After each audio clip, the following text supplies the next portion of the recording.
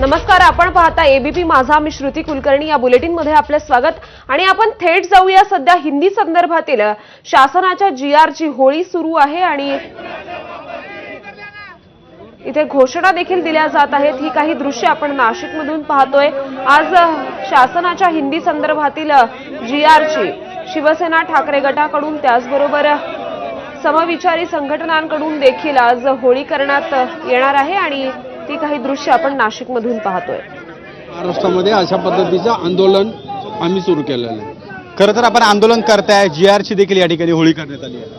नाही, मुळामध्ये हिंदी सक्तीचा विरोध हाच मुळामध्ये चुकीचं जीआर या शासनाने काढलेला आहे.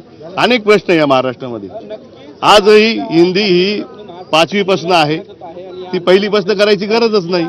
मराठी भाषा मातृभाषा ही सगळ्यात महत्वाची आणि ती पहिले 5 वर्षे विद्यार्थ्यांना शिकवली पाहिजे आणि म्हणून त्या ठिकाणी आम्हाला हिंदीचा सक्तीचा विरोध आहे. हिंदी ही सक्तीची करू नये, 5वी पासून आहे ती करावी आणि म्हणून ते आंदोलन या ठिकाणी झालेलं आहे. त्याचा जीआर आम्ही जाळलेला आहे. खरं तर 5 तारखेला मोर्चा देखील होणार आहे.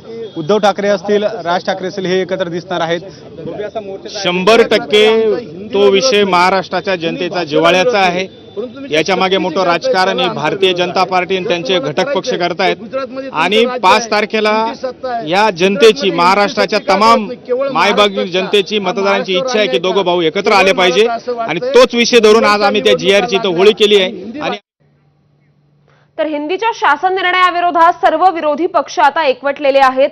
हिंदी सक्तीच्या शासन निर्णयाविरोधात थोड्याच वेळात शिवसेना उद्धव बाळासाहेब ठाकरे पक्ष राज्यभर आंदोलन करणार आहे. मुंबई मराठी